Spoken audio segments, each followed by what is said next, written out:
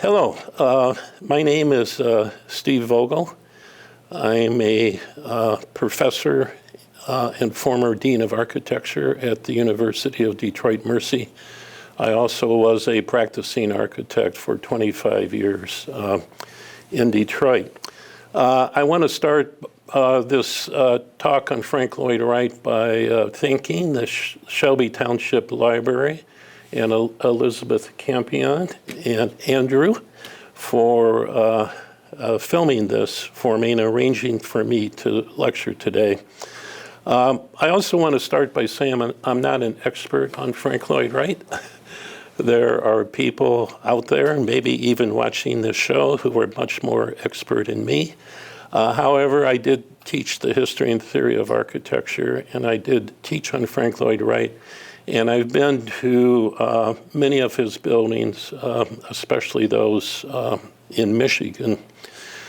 So I'm an enthusiastic appreciation person about Frank Lloyd Wright, even with all of his human faults. But I am not part of the Frank Lloyd Wright, I'll call it a cult. I'll use the term in a positive way. There are people that every year go to conferences and they present their own homes or they present ideas about Frank Lloyd Wright. I don't do that, but I do appreciate the work of Frank Lloyd Wright. When I started my research for this lecture a couple of years ago, I want to bring up two books. One is a complete catalog of all of Frank Lloyd Wright's work done by William Storr. It has GPS locations, addresses. So if you want to go on an exploration of Frank Lloyd Wright, either in Michigan or around the country, this would sort of be your Bible. There's one or two paragraphs on each house, so it's a very thick book. But it makes it easy to find a Frank Lloyd Wright house, because sometimes they're off in the wild, you might say, and they're difficult to find. I also realized, and this was after I titled the lecture, Frank Lloyd Wright in Michigan, I realized in 1991 someone had written a book. His name is Dale Northrup. I don't know Dale. I don't even know if he's alive. Or with us, but it is a nice little book that covers many, if not all, of the Frank Lloyd Wright houses in Michigan. And by the way, Frank Lloyd Wright only did houses in Michigan. He didn't do any other kind of buildings. I decided to plot the location of these houses on a map of Michigan, which you see here on this slide. When I started this, I thought that maybe there were about 15 houses in Michigan. And I realized after I got into it, there's actually 36 Frank Lloyd Wright houses in Michigan, which really shocked me. I think that's primarily because the ones I've seen have all been essentially in the center or southeast of the state. In looking at this map, you'll see quite a few houses on Lake Michigan. Now, these are the earliest houses he did, some of them 19th century. What was going on here was he was practicing architecture in Chicago and Oak Park. And he would do a house for somebody in Oak Park, and I'll show you a few of those houses. And then they'd say, oh, why don't you do a summer cottage for us? Because the people in Chicago would take a steamer across Lake Michigan. And so these houses, and I will show them, I should call them cottages, not so much houses. And then the other big location is Kalamazoo, the area around Kalamazoo, because there's two different communities that were planned by Wright near Kalamazoo, and I'll talk about those communities. Only 4 or 5 houses were built in each community, but it was a passion of Wright. And then there's even 2 houses in the UP, cottages, and on the Leelanau Peninsula. And then, of course, southeast Michigan, Detroit, Bloomfield Hills, Ann Arbor are maybe some of the better known houses that he did in Michigan.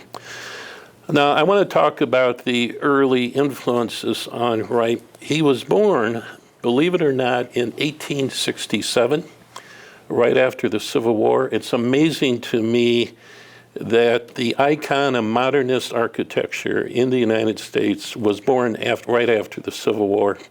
And by the way, the date of his birth was in dispute for a long time, and it was a Michigan client reading tarot cards who solved the problem of Frank Lloyd Wright's birth date.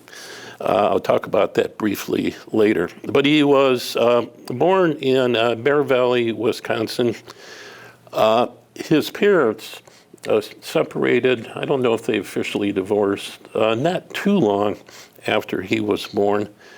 His father, last name was Jones, and he was a Christian minister. His mother, Anna Lloyd Jones, was practiced Unitarian religions. And she was a tremendous influence on Wright throughout her entire life. She read Transcendentalism, poetry, and so forth. I'm talking Ralph Waldo Emerson, and folks like that. And Wright was steeped in Transcendentalism. I would say through his whole life he was a Transcendentalist. I'll talk about a few things related to his buildings. She also bought a book on pictures of Norman Gothic architecture, in other words, primarily English and northern France, which influenced him also. But I think the biggest beginning influence was in 1876, the Centennial Exposition in Philadelphia. His mother took him to that exposition, which tells you that she was already, pushing architecture in a way. And at that exposition, she bought a set of blocks, children's blocks called Froebel blocks. I won't get into the origination of those blocks other than they were by a German. And those blocks are still available today. But these blocks, these simple blocks made out of maple, Frank Lloyd Wright kept on his desk almost his entire life. And if you look at the form of the block on this first slide, and then on the next slide, you look at the Unity Temple that he did in Oak Park in 1908. You can see immediately the influence of the blocks on his work. He went to the University of Wisconsin in Madison for maybe a year, studied engineering, and worked part-time for an architect. But then he immediately dropped out. I would have to say, and I think most people would agree, he was a genius. He was probably bored to tears at school or at the university, like a lot of geniuses are. And in 1887, he moved to Chicago, and he started working for a firm called Shelby in Corwin. Shelby did some pretty amazing work in Chicago. The reason Wright was hired immediately, though, is his drawing ability was outstanding, both sketching and drafting. And of course, these firms were looking for draftsmen. Now, a year later, he left Shelby and he went to work for the most famous architect in Chicago at the time, Louis Sullivan, who he referred to through his whole life as Liebermeister, my loving master. Sullivan was an amazing and controversial architect, and it didn't take Wright very long, I think 2 years before he headed the drafting studio at Sullivan's office. And I will say Sullivan's other employees did not like Wright.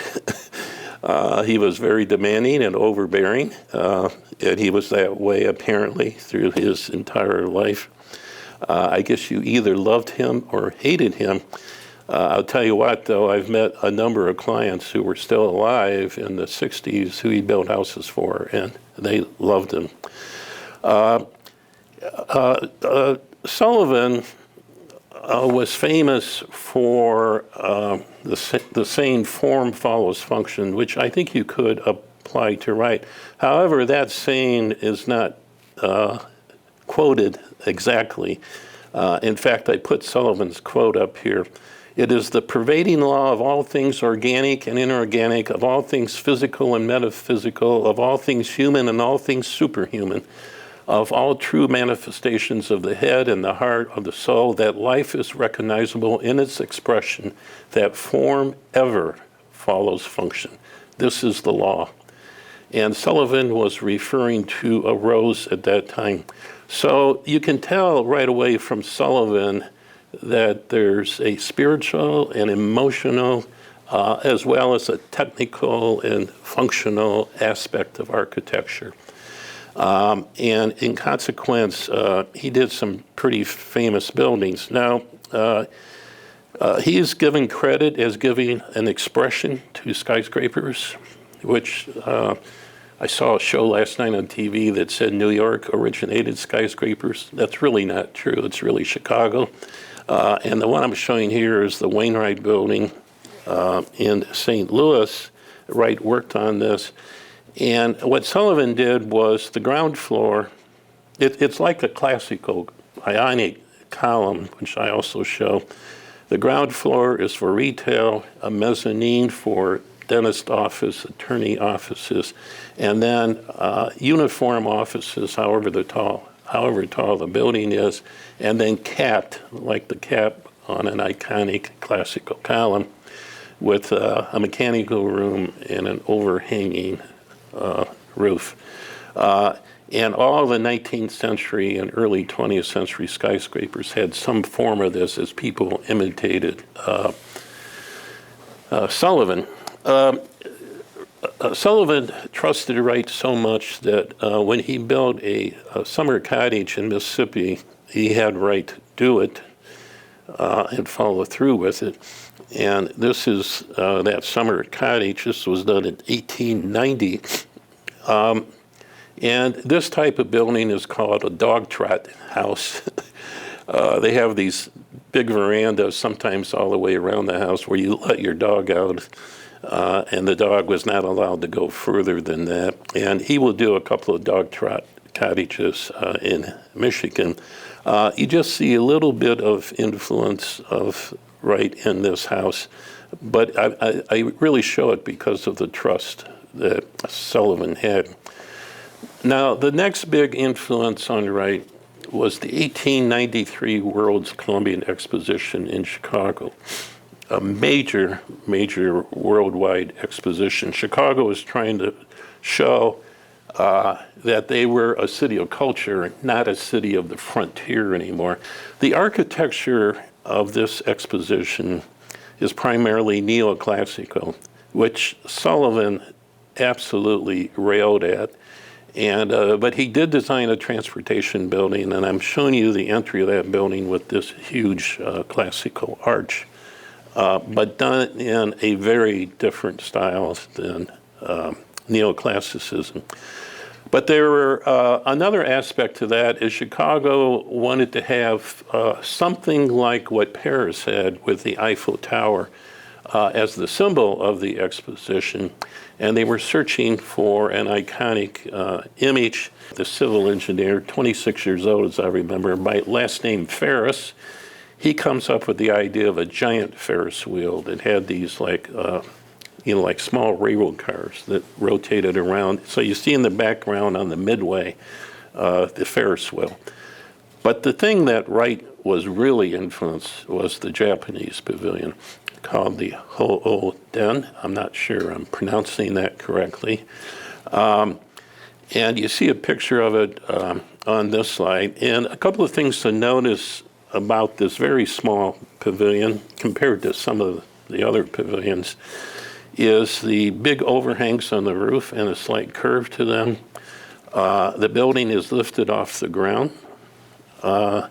The exterior is a series of panels with the structure showing through, and infilled with wood or stucco, or I don't know if there was glass in it, but there was these louvered panels. These will all become characteristics of Frank Lloyd Wright's architecture. Here's the floor plan. It's a little hard to read, but the floor plan was actually quite open. Here's an interior view. You see these sliding soshi screens, which are typical Japanese traditional architecture. So all the rooms could open up into each other. And of course, Frank Lloyd Wright is credited in many ways with the open plan, which is still popular because of him in America today. Also, you see that art is integrated in all these panels. The floors are modular. They have the tatami mats on them. All of Frank Lloyd Wright's buildings will be modular. And we'll talk about some of the modules that he used in Michigan. And so to just prove to you that he was influenced by the Japanese, by the way, in his autobiography, he claims he wasn't influenced by anybody. He was the influencer, not the influencee. You see this house in Oak Park in 1896, the Goodrich House. And there it is. There's the roof with the curves on the bottom, a fairly large overhang, the wood structure in panels infilled with glass or with wood slats. You can't deny that Wright was influenced by that then. The famous Chinese philosopher said, architecture is defined by the space within the walls, not by the walls. And one of the things Wright is trying to eliminate is walls, which to the Victorian people is a really strange concept. But he was starting to form a philosophy by the time of the turn of the century. And I'll just go through a few elements. First of all, self-reliance and individualism, absolutely. He picked that up from his mother, for sure, and from transcendentalism in general. The individualism, and that you're self-reliant. Secondly, you embrace nature, you site your buildings in compatibility with nature. This is Unitarianism, big on nature, transcendentalism, and of course the Japanese Ho-O-Den. Composition and massing, we talked about that with the Froebel blocks. Geometry and mathematics, the Froebel blocks. Modular, the Froebel blocks in the Ho-O-Den. The open plan, the Ho-O-Den. The expression of function, Louis Sullivan. Integrating ornament into the building as part of the building, not something totally separate from the building. That is definitely Louis Sullivan influence.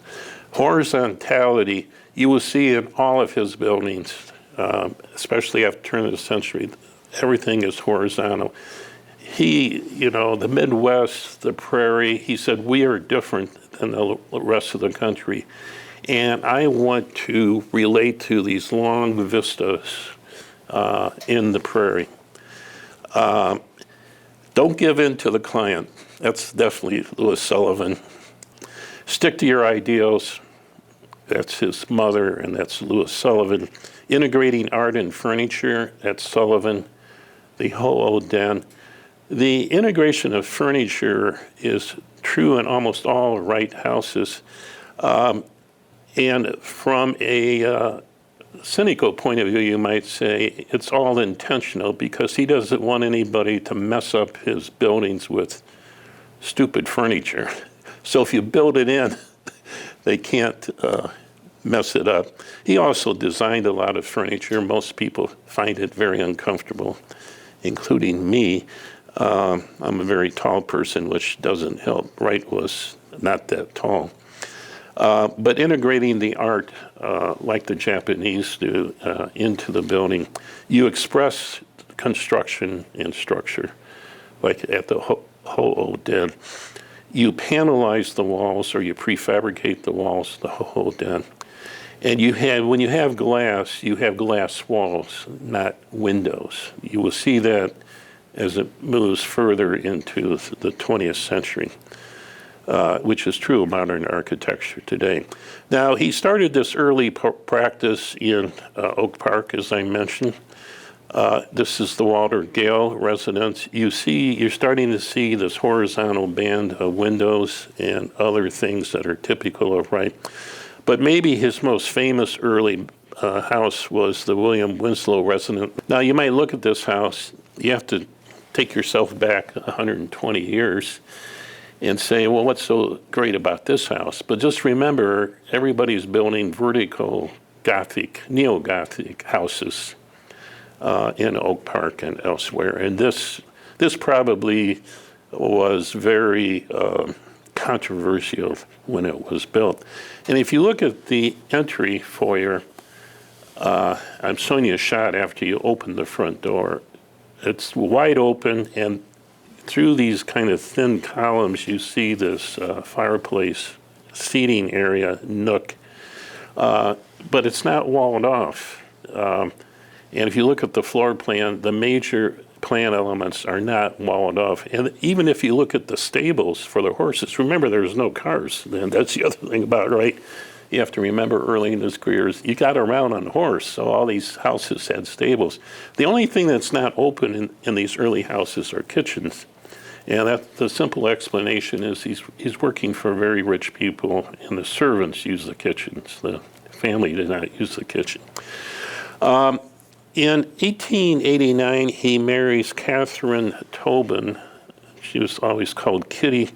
And he borrows money from Louis Sullivan to buy a lot in Oak Park to build a home and studio, because he was getting these commissions. And he was working, when he was still working for Sullivan, he was moonlighting on houses. I mean, Sullivan knew it. He didn't stop it. And they have, Kitty and Frank Lloyd Wright had 6 children. And he brings his mother, Anna Lloyd Jones, to live next door to them in Oak Park. I don't know how Kitty felt about that, but, his mother's influence is going to continue. And by the way, Frank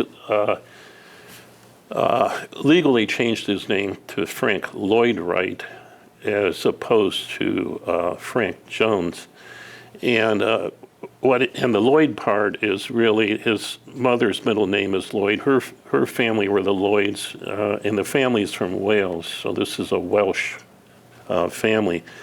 Now, this studio, it might look a little hodgepodge to you. All the time he used this studio, he was tearing things down, adding things. He's essentially learning different aspects about architecture in this studio. I've been in the studio, and it is a little hard to navigate compared to, I would call this more pure houses. But by 1901, he was well enough known, you might say notorious, that Ladies' Home Journal had him do a series of pattern houses. One of them was built in Three Rivers, Michigan, and it was demolished, in 1965, and I didn't put it on the list, so you could say there's 37 houses in Michigan. Now, starting in 1892, he started doing these summer cottages. This first one I'm showing you is actually a remodel job. It's the Hertley Summer Cottage in Marquette Island, Michigan. But you see, even on the remodeling job, you can see the horizontal siding. You can see the roof overhang. You can see the wall of glass. So, and then you see their house in Oak Park, which, by the way, is a beautiful house. And then other summer cottages, the Blossom House, which actually was recently added to the list, the National Park Service on Manitou Island. They did a lot of research on the house. It's a dog trot house. As you can see when you look at it, 1893, and they did the research and found out, yes, Frank Lloyd Wright had actually done that house. And then the Gertz Double Cottage in Whitehall, Michigan. Whitehall is right near Muskegon. Again, the horizontal siding, the roof overhangs, the horizontal windows, and the Walter Gertz Cottage in Whitehall. I show the drawing and then what the cottage looks like today, and you can see it's been extensively kind of covered over. And then a series of cottages, the Gale cottages, again, pretty much modified in recent years. Now, as I mentioned, Wright was fascinated with the Japanese, and in 1905 he went to Japan. He took a lot of photographs, and the Frank Lloyd Wright Foundation put those photographs into a book. And this is the cover of the book, Japan Through the Lens of Frank Lloyd Wright. But in 1906, he did the definitive, now called Prairie Houses in Chicago, the Roby House. You can see from this picture, it is an unbelievable building for 1906. Today it's on the campus of the University of Chicago. I forget how they are using it.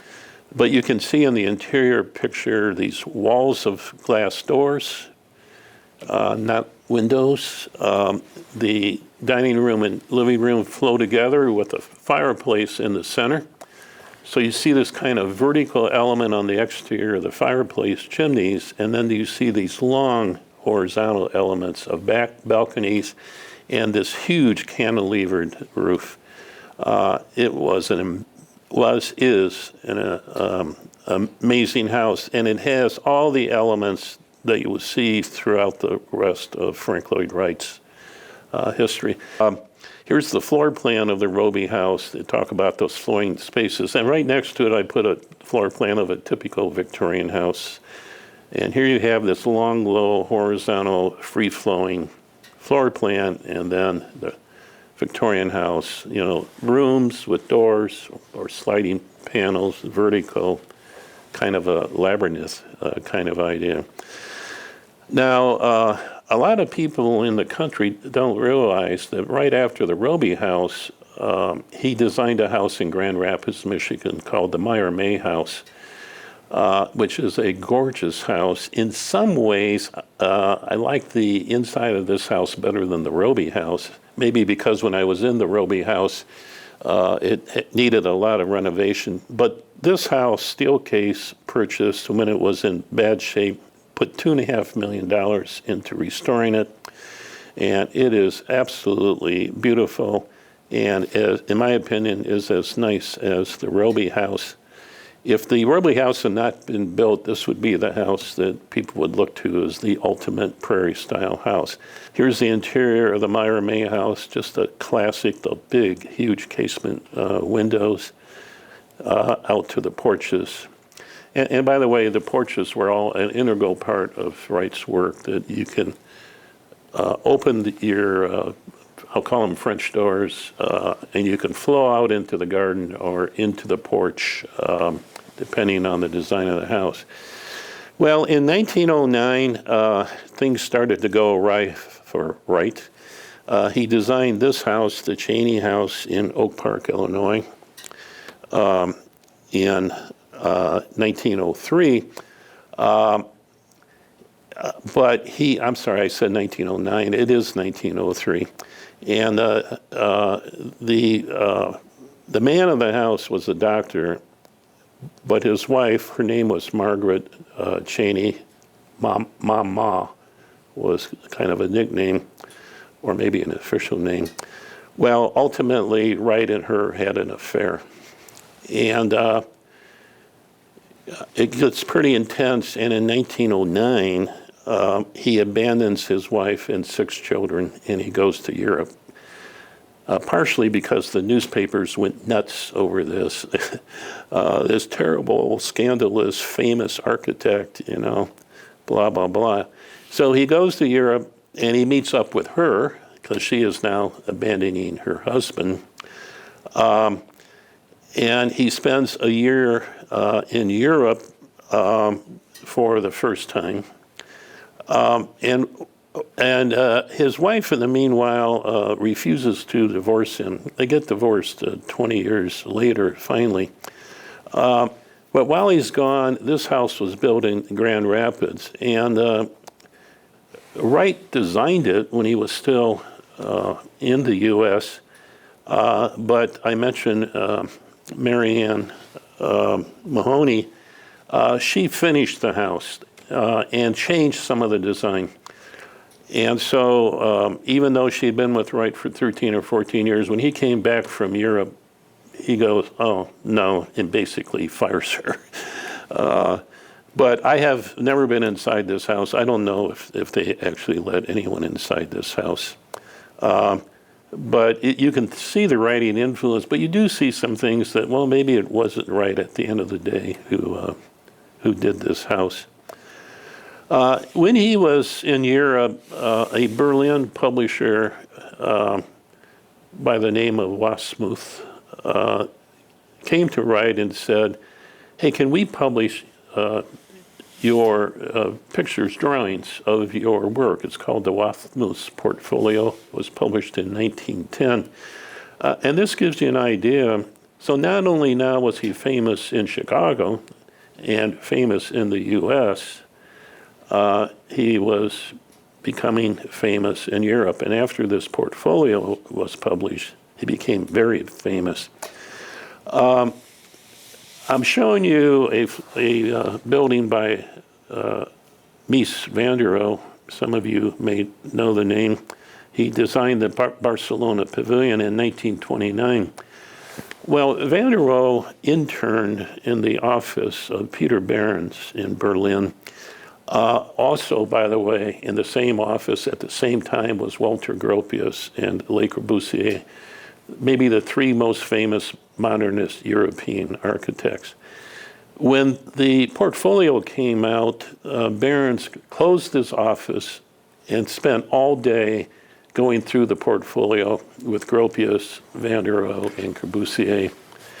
And I'm showing the Barcelona Pavilion because there it is, modular, free-flowing spaces, freestanding walls, horizontal roofs with big overhangs. It's all there, except it's done in this European modernist, steel instead of wood, and that kind of thing. It's a beautiful building. By the way, it was torn down after the exposition it was built for, but it was so popular they rebuilt it, and I had a chance to see it a few years ago.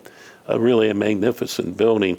So a lot of architectural history books would say the Europeans brought modernism to America when a lot of these architects who were Jewish, like van der Rohe and Gropius, were escaping Nazi Germany. So they brought it with them to America.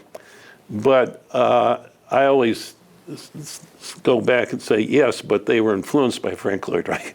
They were influenced by an American. So it is kind of being a little selfish about America.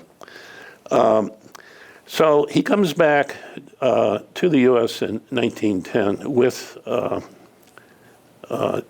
Mrs. Cheney, Margaret, and he's so trashed in the newspapers. He said, I can't live in Oak Park. So he asked his mother to buy land in Spring Green, Wisconsin, which is where they are basically from.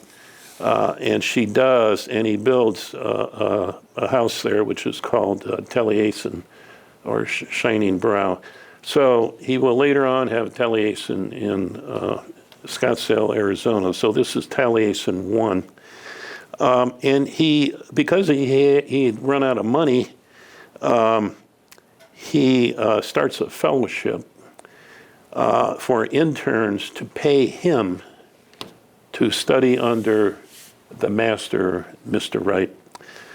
And by the way, the term Mr. Wright, in all of the houses I've been in, whether the client was original or new, no one ever said Frank. This is the kind of influence he had on people. It's Mr. Wright. But unfortunately, there were several tragedies. A servant in 1914 kills 7 people in the house, including Mrs. Cheney. So, and then finally his wife divorces him, and Wright marries another mistress, Miriam Knoll. They separate a year later, and then in 1925 he brings Oglavana Lasovich to Taliesin, and they eventually get married, and she will be with him through the rest of her life, and she runs the show from a business point of view. He designs and all of that, but she was one of these people that just kind of took over, I think probably in a good way. And it's under her that the Frank Lloyd Wright Fellowship, even after his death, became so important. But Oglavana divorces her husband, and then they're together from 1929 on.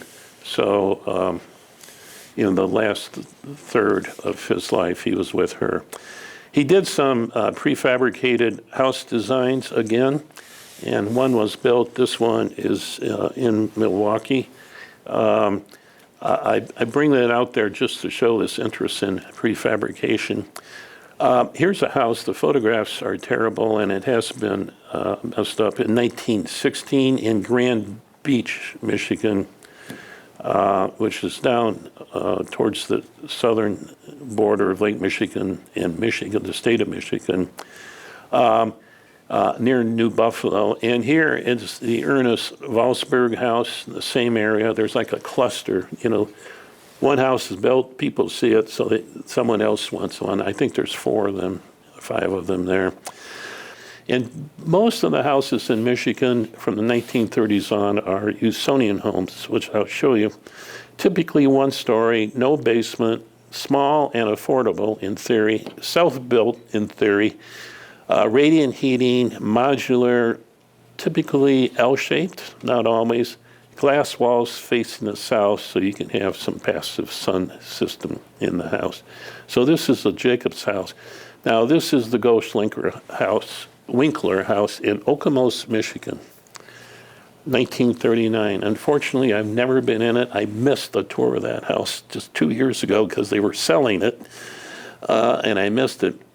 Wright had planned a Usonian community outside of Lansing, Okemos, and they were based on, in this case, 4-foot square modules. But 2 women teachers had this house built. It's very small. It's only 2 bedrooms. They didn't self-build it, and they lived there their whole life. It's surprising to me, given the era, how many houses that Wright did were done for women. I suppose it's typical. The women kind of were attracted to this kind of modernist thing. The men wanted some sort of neoclassical thing. But if you look at the pictures of his house, it's absolutely beautiful.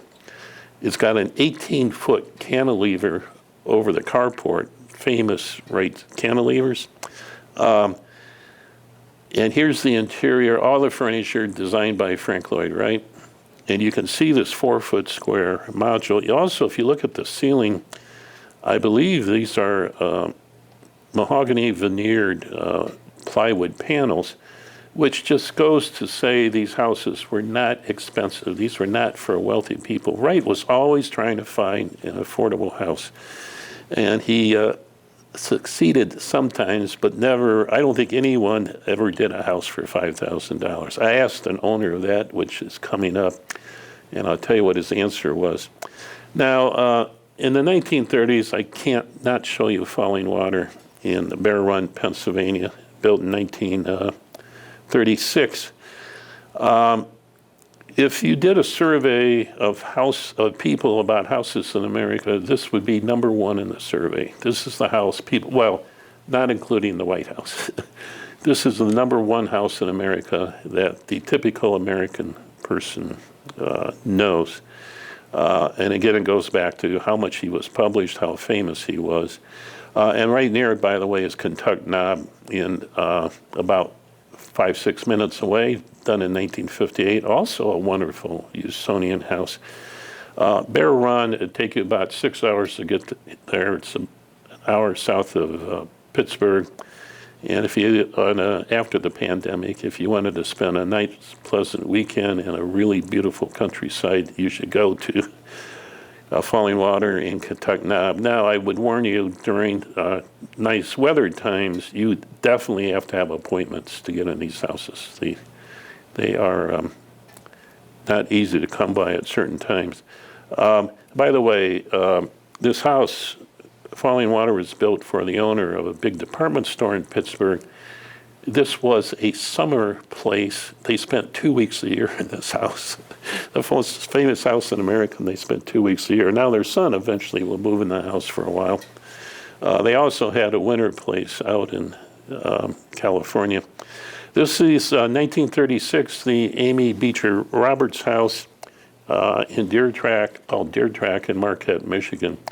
It's a modified Usonian with a butterfly roof. I'm going to kind of run through the rest of these houses, only stopping at a few because I don't want this lecture to go too long. In 1937, he does Taliesin West, or Taliesin number 2 in Scottsdale, Arizona.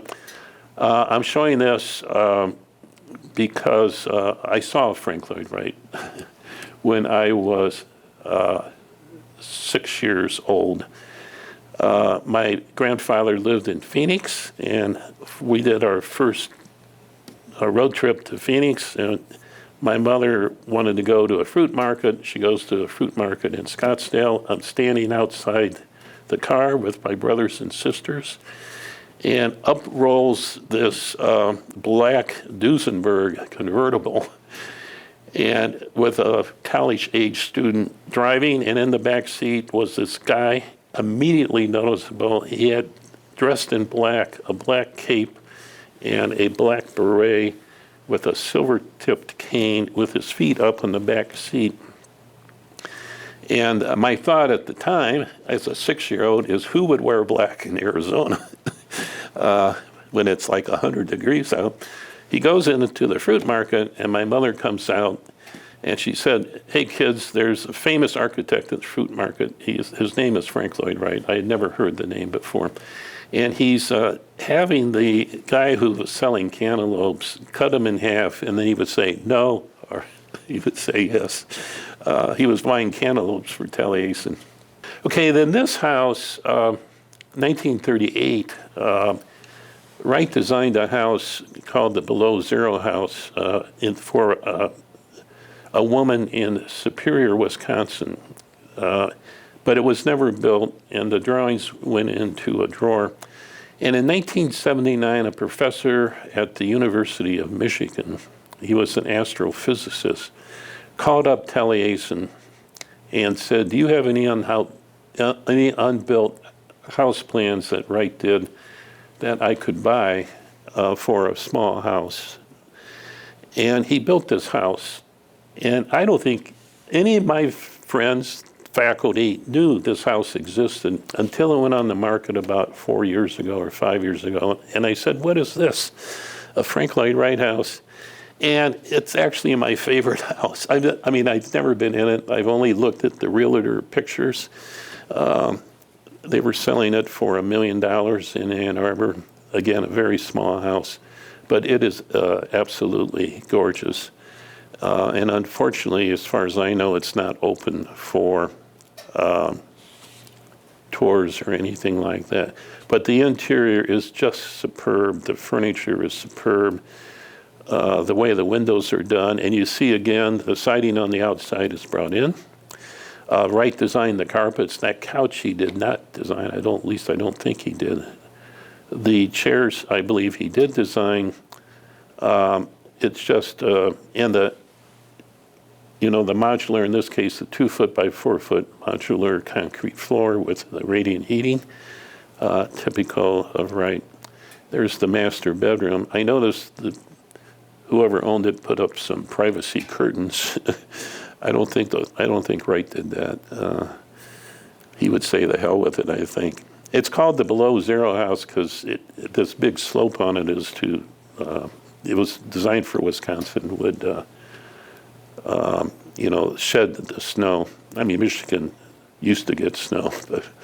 And then in 1941, and this is the one maybe most of you know, it's the Elizabeth and Gregor Affleck House in Bloomfield Hills.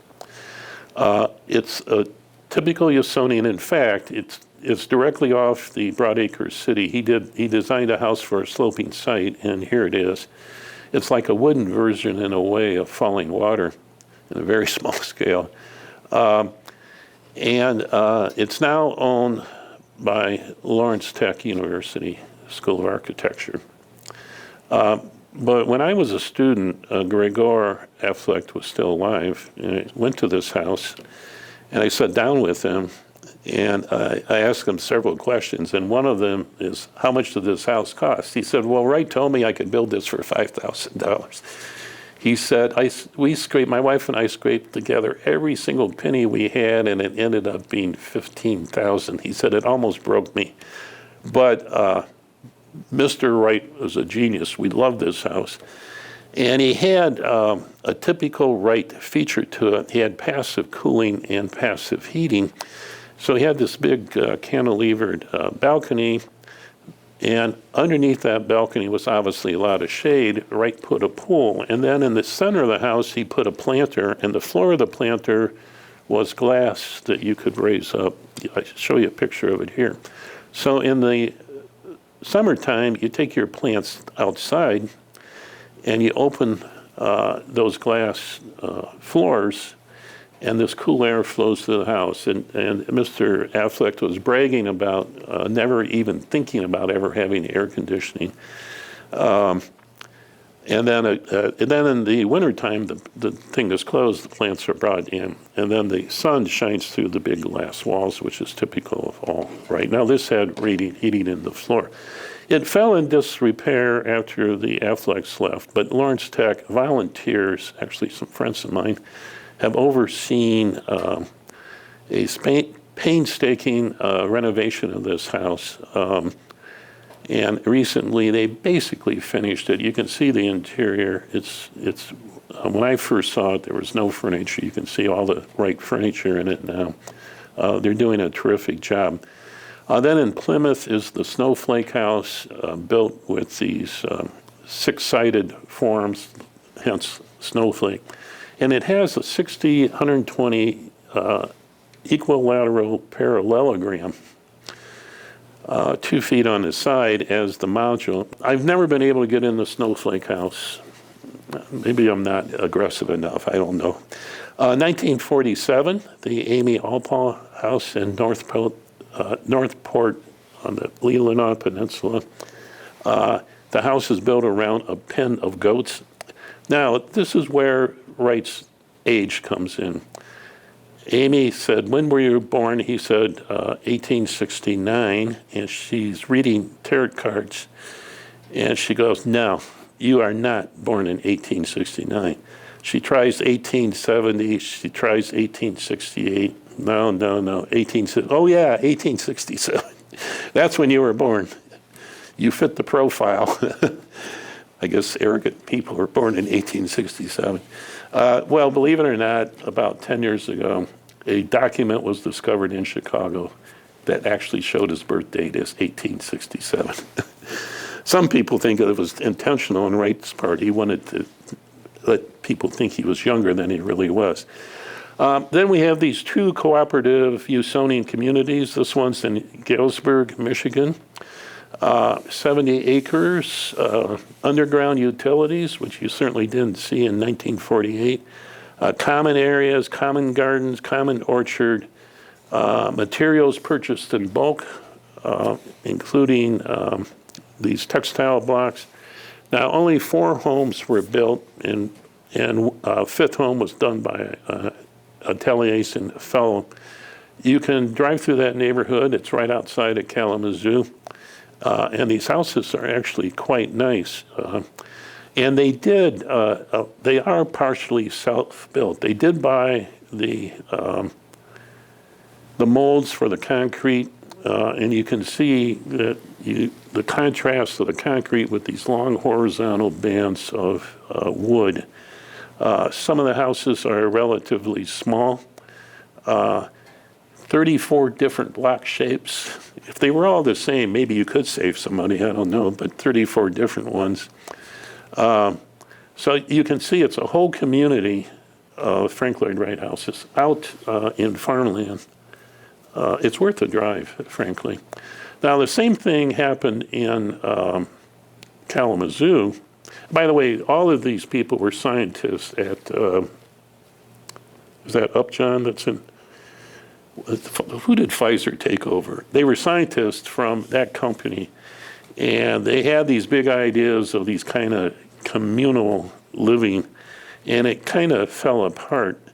Both in Galesburg, they kind of split, and then in Kalamazoo, they kind of split again. So communal living thoughts did not go over in the end that well. But the other community was Parkland Village in Kalamazoo. Originally, it had round lots, like with wilderness, you might say, between them, like the one in Galesburg. But the Planning Commission couldn't deal with round lots, nor could the banks, so they ended up on a grid. So it's a little harder to discern. If you drive there, you have to plot out the map so that you can see these houses. But again, in fact, they're showing the guys doing those blocks. Now, Robert Levin saved his contract with Frank Lloyd Wright. And if you go on YouTube, you can see a lecture or a talk by Levin about the whole community. It's really, really good. I think he was a doctor, if I'm not mistaken. But the lot was priced at, or the house was priced at $15,000. I think it included the lot, and Wright got 5% of that, so he got $750, which at that time, is not bad. Here's the Brown House in Kalamazoo. That really nice end shot of that house. Here's the Wynn House in Kalamazoo. Big curved, pretty unusual. But he didn't trust Wright because Wright was getting known as his structure's not working well. And he hired a structural engineer to test the structure, which the structural engineer said, nope, that cantilever works. Here's the McCarthy House. There you see in the plan, if you can read it, a equilateral parallelogram module. Here's a bad picture of the Brunner House in Okemos, another Okemos house, that's 1948. The Edwards House, also in Okemos, 1949. This Okemos sometimes does house tours. If you're interested, you should, keep track of a newsletter or something. And then here's another one that some of you may know, the Smith House, the Sarah Melvin Smith House in Bloomfield Hills. It is now owned by Cranbrook. Cranbrook gives tours of this house. It did, when the pandemic's over. So through a lot of the year, you can sign up for tours. I would say it's definitely worth seeing. You have to pay for it. The tours are not free. That's how the house is maintained. And you can see on the inside, it's classic. Notice on the ceiling and the screens on the left image, there are these cut patterns in wood. This is typical Wright, and it just harks back to that Japanese influence. And here, because this is not, quote unquote, a wealthy family, the kitchen is open, or at least partially open to the other living space, which again, Wright is known for. Here's that black and white image is from 1949. You can see all Bloomfield Hills was farms at the time.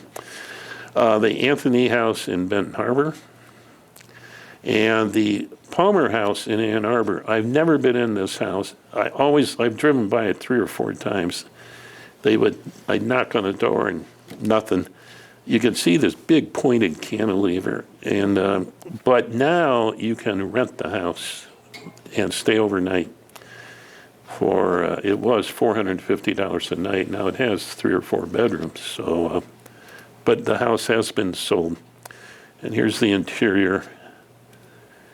And here's the Shaberg House in Okemos, another one in Okemos. Here's another house in Plymouth, the Goddard House. And then the Turkel House in Detroit.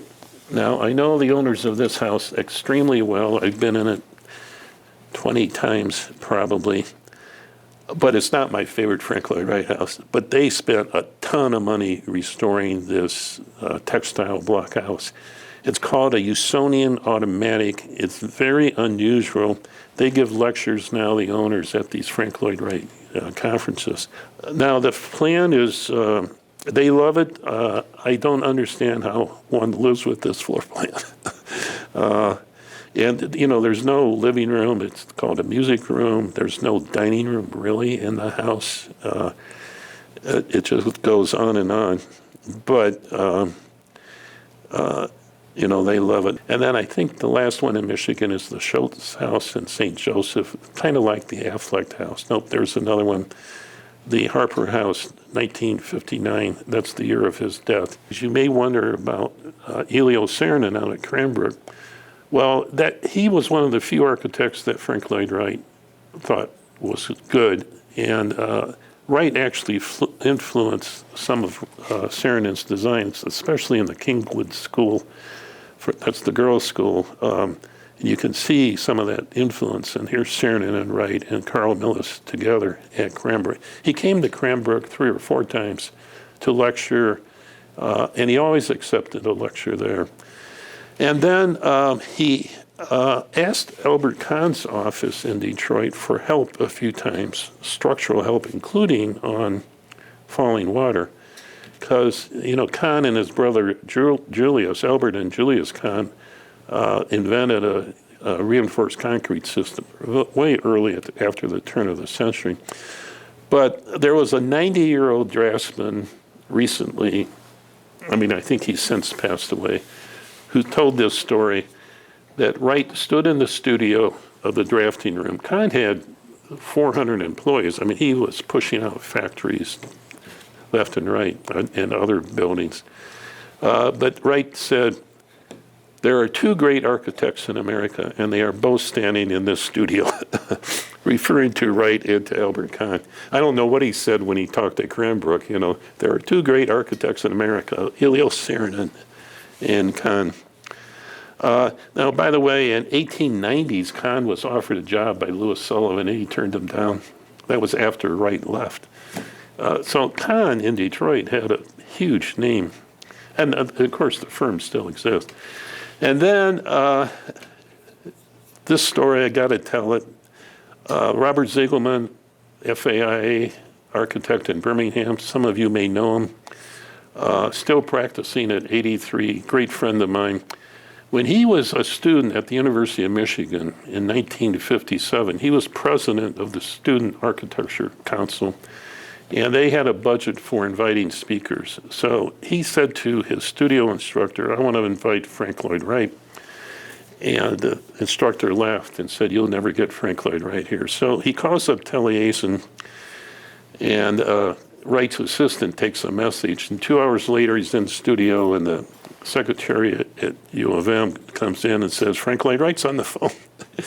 Anyway, he agrees to come. He also gave a lecture in Detroit. I forget where. But Bob drove him around for 3 days, and he stayed overnight at the Palmer House. He lived at the Palmer House. So Bob basically had 3 meals a day for 3 days. So I asked him, I said, Bob, seriously, what kind of guy was Frank Lloyd Wright? And his quote is up here. I'm going to censor it. He was a jerk. That was Bob's response. But of course, Bob shows everybody the picture of him and Frank Lloyd Wright together. Okay, that concludes my lecture, finally. Some of you